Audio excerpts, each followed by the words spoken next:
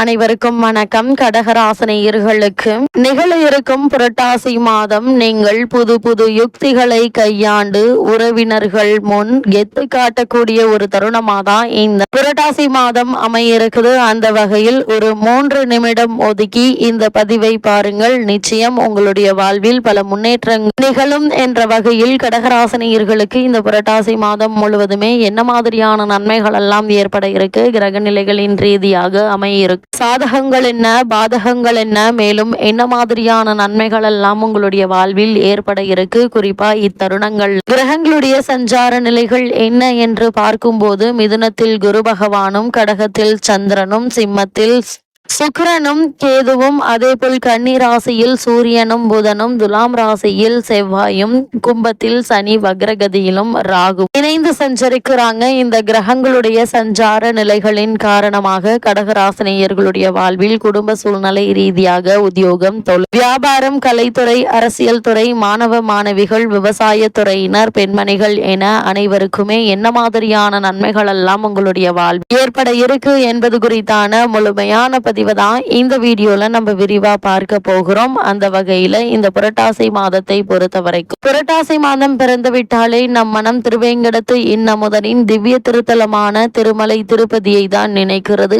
ஏனென்றால் அதிகாலை பொழுதில் நாம் அரை தூக்கத்தில் நம்மை எழுப்புவதும் வீதியிலிருந்து வரக்கூடிய கோவிந்தா கோவிந்தா எனும் புனித சப்தம் தாங்க. நம்மையும் அறியாமல் நம் மனம் திருவேங்கடத்து எம்பெருமானை தான் நினைக்கிறது. இதுவே புரட்டாசி மாதத்தின் தெய்வீக சக்தியாகவும் அமைகிறதுங்க. அது மட்டும் இல்லாம வீடுகள் தோறும் சுத்தம் செய்து மங்கள கோலமிட்டு நெய் தீப விளக்கை ஏற்றி வைத்து பகவான் திருவேங்கடத்தை இன்னமுதனை மாவிளக்கு ஏற்றி வைத்து இல்லத்திற்கு அழைத்து உபசரித்து பூஜிப்பது குடும்பத்திற்கு லட்சுமி கடாட்சத்தை பெற்று தருங்க. அந்த திருவிளக்கின் தீபத்தின் ஒளியின் மூலம் திருவேங்கடவனே நம் இல்லங்களுக்கு எழுந்தருளி அருள் புரிவதாக பல காலமாக பூஜித்து வருகிறோம். அந்த வகையில் புரட்டாசி மாதம் தோறும் நவகிரகங்களின் நாயகனாகிய சூரிய பகவான் புதனின் வீடான கன்னி ராசியில் சஞ்சரிக்க போகிறார். அப்படிப்பட்ட இத்தருணங்கள்ல கடகராசியை சேர்ந்த புனர்பூசம் 4ஆம் பாதம் முதல் பூசம் ஆயில்யம் வரை உள்ள நட்சத்திரக்காரர்களுக்கு என்ன மாதிரியான நன்மைகள் எல்லாம் உங்களுடைய வாழ்வில் ஏற்பட இருக்கு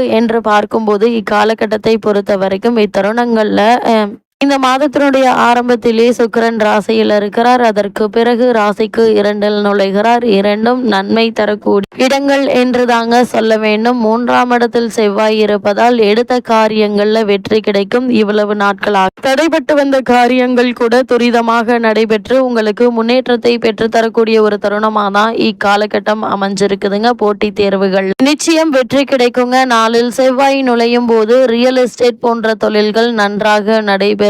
புதன் 3இல் உச்சம் பெற்றிருப்பதால் அற்புதமான பலன்கள் உண்டு. குறிப்பு கல்வி மற்றும் கலைத்துறை சம்பந்தமான வேலையில் இருப்பவர்களுக்கு நல்ல ஒரு முன்னேற்றத்தை இப்போது நீங்கள் தாராளமாக எதிர்பார்க்கலாம். அதை மட்டும் இல்லாமல் இப்போது நடைபெற்று யோகங்கள், நண்பர்களால் உதவி என நீங்கள் எதிர்பாராத பல முன்னேற்றங்கள் உங்களுடைய வாழ்வில் இந்த மாதத்தில் கிடைக்க இருக்கு. குறிப்பா தகவல் தொழில்நுட்ப துறையில் உள்ளவர்களுக்கு ஆதாயமான விஷயங்கள் நடைபெறுங்க. குடும்பத்தில் மகிழ்ச்சி உண்டாகும். சமூகத்தில் அந்தஸ்து உண்டு. கலைஞர்களுக்கு புதிய ஒப்பந்தங்கள் கிடைப்பதற்கான வாய்ப்புகள் அதிகம் இருக்கு. இதன் காரணமாக வருமானம் உயர்வது மட்டுமில்லாமல் உங்களுடைய பழைய கடன்களை அடைத்து நிம்மதி பெறக்கூடிய ஒரு தருணமாகும் இந்த புரட்டாசி மாதம் அமைய இருக்குதுங்க. நீங்கள் என்ன செய்ய வேண்டும் என்று நினைக்கிறீர்களோ அவற்றை திறமையாக செய்து முடித்து வெற்றியையும் காண இருக்கீங்க.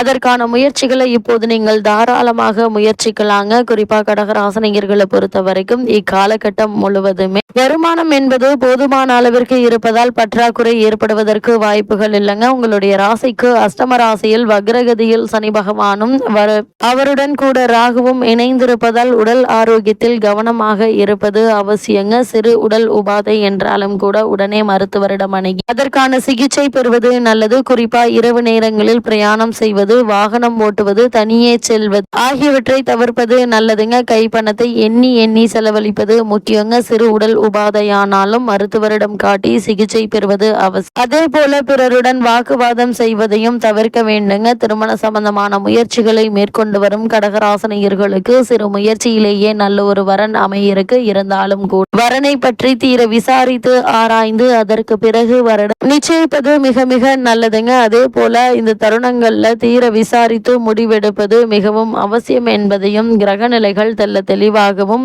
உறுதியாகவும் எடுத்து காட்டுதுங்க. கடகராசியை சேர்ந்த உத்தியோகஸ்தர்களுக்கு மேலும் என்ன மாதிரியான நன்மைகள் எல்லாம் உங்களுடைய வாழ்வில் ஏற்பட இருக்கு என்று பார்க்கும்போது அன்றாட பணிகளையும் பொறுப்புகளையும் நீங்கள் கவனமாக இருப்பது மிகவும் அவசியம் என்பதை கிரக நிலைகள் உணர்த்துதுங்க. மேலதிகாரிகளிடமும் சற்று அனுசரித்து நடந்து கொள்வது தேவையற்ற பிரச்சனைகள் உருவாவதை தவிர்க்க உதவும். அதே போல புதிய வேலைக்கு முயற்சித்து வரும் கடகராசி அன்பர்கள் இடைத்தரகர்களை நம்பி பணம் கொடுத்து ஏமாந்து விட வேண்டாங்க. எச்சரிக்கையாகவும் கவனமாகவும் இருப்பது அவசியம் என்பதை கிரகங்களுடைய சஞ்சார நிலைகள் தெளிவாகவும் உறுதியாகவும் எடுத்து காட்டுதுங்க. அது மட்டும் இல்லாம கடகராசியை சேர்ந்த தொழில் மற்றும் வியாபாரம் செய்பவர்களுக்கு மேலும் என்ன மாதிரியான முன்னேற்றங்கள் எல்லாம் இத்தருணங்கள்ல ஏற்பட இருக்கு என்று பார்க்கும்போது அஷ்டமஸ்தானத்தில் சனி பகவான் மற்றும் ராகுவினால் தோஷம் ஏற்பட்டுள்ளதால் அன்றாட வியாபாரத்தில் அதிக ஜாக்கிரதையாகவும் கவனமாகவும் இருக்க வேண்டுங்க. கூட்டாளிகளுடன் சற்று விட்டு கொடுத்து அனுசரித்து நடந்து கொள்வது தேவையில்லாத பிரச்சனைகள் தொழில் மற்றும் வியாபார ரீதியாக ஏற்படாமல் இருக்க உதவிகரமாக இருக்குங்க. அதே போன்று கடன் வாங்குவது கூடாது. தற்போதுள்ள கிரக நிலைகளின்படி வாங்கும் கடன் எளிதில் அடைபடாது என்பதால் கூடுமான வரைக்கும் கடன் வாங்குவதை தவிர்ப்பது அவசியங்க. இத்தருணங்களை பொறுத்த வரைக்கும் அதிக எச்சரிக்கையோடு கவனமோடும் பல யுக்திகளை நீங்கள் கையாளும் போது எளிதில் உங்களுக்கு வெற்றி கிடைக்கும் என்பதுல எந்த ஒரு சந்தேகமும் இல்லைங்க. அதே போல கடகராசியை சேர்ந்த மாணவ மாணவிகளுக்கு நிகழ இருக்கு புரட்டாசி மாதம் முழுவதுமே மேலும் என்ன மாதிரியான முன்னேற்றங்கள் எல்லாம் உங்களுடைய வாழ்வில் ஏற்பட இருக்கு என்று பார்க்கும்போது கல்வித்துறைக்கு சம்பந்தப்பட்ட கிரகங்கள் அனைத்துமே சுபபலம் பெற்று சஞ்சரிப்பதால் பாடங்கள மனம் தீவிரமாக ஈடுபட இருக்குதுங்க. உங்களுக்கு நினைவாற்றல் அதிகரிப்பு திறனும் அதிகரிக்க இருக்கு. ஆசிரியர்களுடைய உதவியும் வழிகாட்டுதல்களும் உங்களுக்கு உற்சாகத்தை ஏற்படுத்துங்க. ஒரு சிலருக்கு வெளிநாடு சென்று உயர்கல்வி பயிலும் வாய்ப்பு கிடைக்க இருக்கு. தேவையான உதவிகளும் உங்கள் தேடி வரக்கூடிய ஒரு தருணம்.